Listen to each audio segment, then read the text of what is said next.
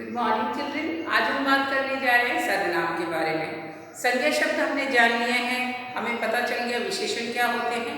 आज हम बात जानेंगे सर्वनाम को। तो सर्वनाम शब्द होते क्या हैं और हम इन्हें क्यों सीखते हैं, इनका प्रयोग कहाँ होता है, यही आज की चर्चा का या हमारे क्लास का मुख्य बिंदु है। यहाँ हमने सीखा था संज्ञा शब्द। संज्ञा शब्द आपने ये जान लिया कि सारे नाम वाले शब्दों को हम संज्ञा शब्द कहते हैं। कई बार संज्ञा शब्दों का प्रयोग करना उचित नहीं हो पाता, यानी कि जब आप किसी के बारे में बात कर रहे हो, हम एक उदाहरण लेते हैं। आपने आपके मित्र के बारे में बात की है, आपके मित्र का नाम अनिल है। आप उसके बारे में किसी को कुछ बातें बता रहे हो कि अनिल मेरा मित्र है, अनिल मेरा मित्र है, अनिल कक्षा 5 में पढ़ता है, अनिल को लाल रंग पसंद है, अनिल मीठा बहुत खाता है, अनिल फुटबॉल अच्छा खेलता है, अनिल झनौर में रहता है। तो आपने अनिल के बारे में बातें करते समय अनिल शब्द की पुनरावृत्ति, फ्रिक्वेंसी, कितनी बार उसको दोहराया, तो वो सुनने में थोड़ा अटपटा लग रहा है। अगर इन्हीं वाक्यों को मैं इस प्रकार कहूँ कि अनिल मेरा मित्र है, वह कक्षा 5 में पढ़ता है, उसे आम खाना पसंद है, वह मीठा चाव से खाता है, वह पढ़ने में बहुत होशियार है और उसका घर झनौर में है। तो हमने क्या बोला यहाँ पर, वह, उसे, उसका, उसको। तो ये जो सारे शब्द हमने इस्तेमाल किए, हमने क्या किया, बार बार अनिल शब्द को ना दोहराते हुए उसकी जगह पर कुछ अन्य शब्दों का प्रयोग किया, वह, उसे, उसका। तो ये जो शब्द थे वही सर्वनाम कहलाते हैं। सर्वनाम का काम ही ये होता है कि संज्ञा शब्दों की पुनरावृत्ति, यानी कि बार बार उन्हें दोहराकर भाषा को अटपटा ना बनाया जाए, भाषा को सुगम, सरल और सुनने में अच्छी लगे, ऐसी प्रभावी बनाने के लिए ही हम क्या करते हैं, सर्वनाम शब्दों का प्रयोग करते हैं। तो सर्वनाम शब्द क्या होते हैं, जो संज्ञा की जगह पर हम इस्तेमाल कर सकते हैं। तो परिभाषा जान लेते हैं, क्या होते हैं सर्वनाम शब्द, जो शब्द संज्ञा के स्थान पर प्रयोग किए जाते हैं सर्वनाम कहलाते हैं। ऐसे शब्द जिन्हें हम संज्ञा की जगह पर इस्तेमाल करते हैं, संज्ञा शब्दों की पुनरावृत्ति नहीं करते हैं, उन्हें दोहराते नहीं हैं, उन्हें हटाकर हम दूसरे शब्दों का इस्तेमाल कर लेते हैं। जैसे अनिल चतुर बालक है, अनिल चतुर बालक है, वह 5वीं कक्षा में पढ़ता है। अनिल चतुर बालक है, वह 5वीं कक्षा में पढ़ता है। तो कौन 5वीं कक्षा में पढ़ रहा है, अनिल। तो यहाँ पर मैंने अनिल के लिए वह शब्द का प्रयोग किया है।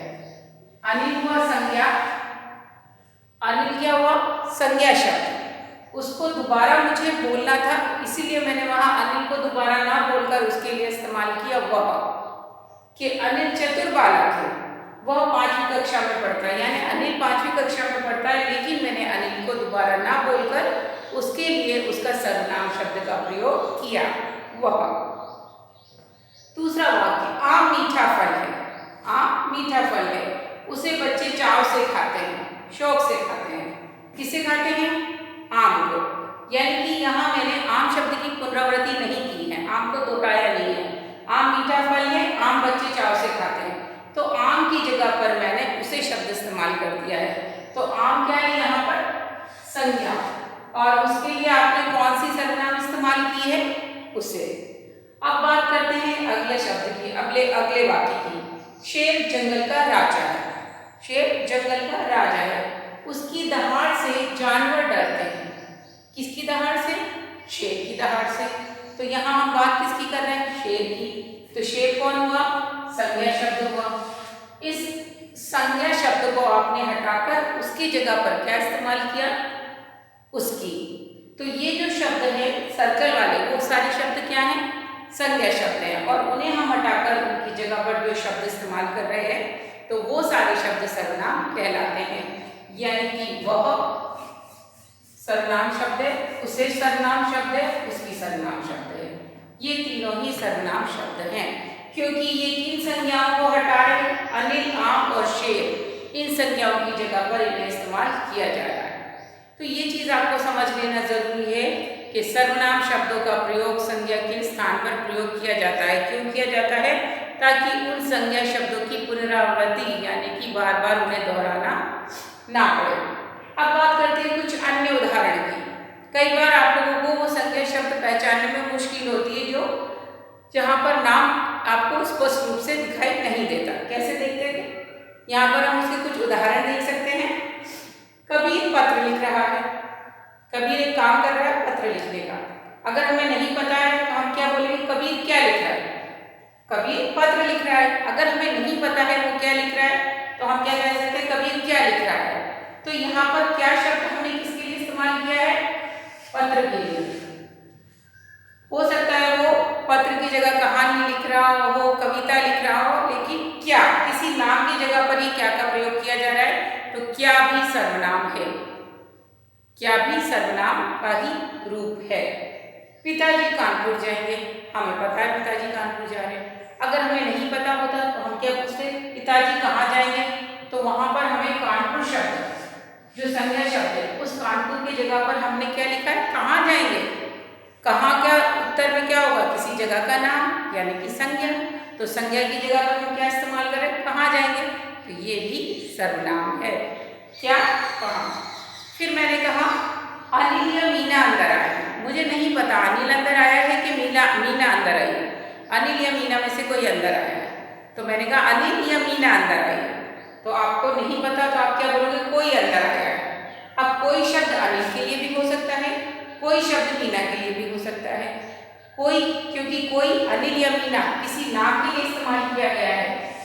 ये अनिल और मीना क्या है? संज्ञा शब्द है और कोई उनकी जगह पर प्रयोग किया गया है, इसीलिए ये क्या हुआ? सर्वनाम शब्द। अब बात करते हैं आखिरी वाक्य की। रीना, सीमा और शालू घर गए। रीना, सीमा और शालू घर गए। यहाँ पर एक से ज्यादा बच्चे लोगों के नाम है तो हमने उन तीनों के लिए क्या इस्तेमाल कर दिया? वे घर गए। अगर एक से ज्यादा लोग हैं वह की जगह वे का इस्तेमाल होता है बहुवचन में। तो यहाँ पर वे घर गए। कौन? रीना, सीमा और शालू। इन तीनों के नाम की जगह पर हमने क्या इस्तेमाल किया? वे। तो यहाँ पर हमारे पास संज्ञा कौन से हो गए?